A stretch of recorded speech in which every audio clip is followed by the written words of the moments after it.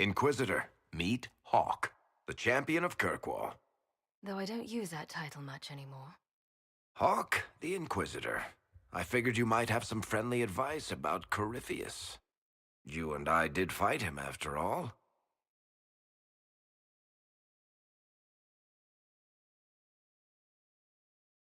Impressive view. Reminds me of my home in Kirkwall. I had a balcony that overlooked the whole city.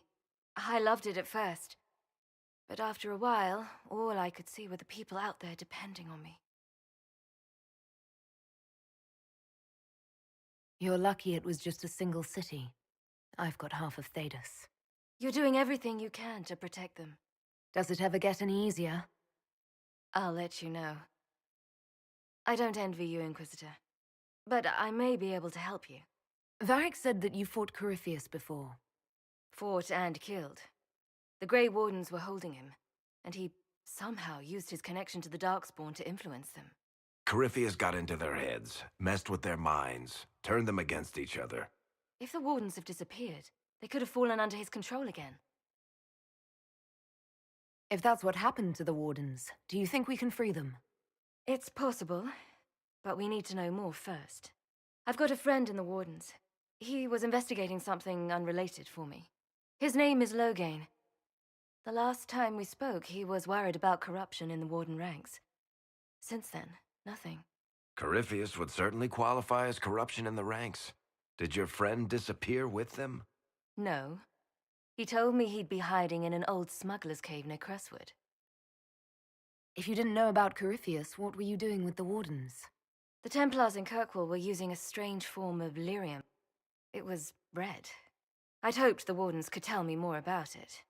Corypheus had Templars with him at Haven. They looked like they'd been exposed to the lyrium you describe. Hopefully, my friend in the Wardens will know more. I appreciate the help.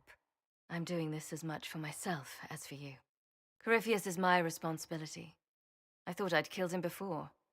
This time I'll make sure of it. Inquisitor. We'll talk later. I'll meet you at Crestwood. Let me know if you have any other questions. Otherwise, I'll meet you at Crestwood.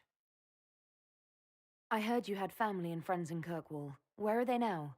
When the Wardens began acting strangely, I had my friend Aveline take my sister out of the Free Marches. Isabella and I never believed in being tied down. When I had to go into hiding, she understood. We'll see each other again. Until then, she'll be having fun. But hopefully not too much fun.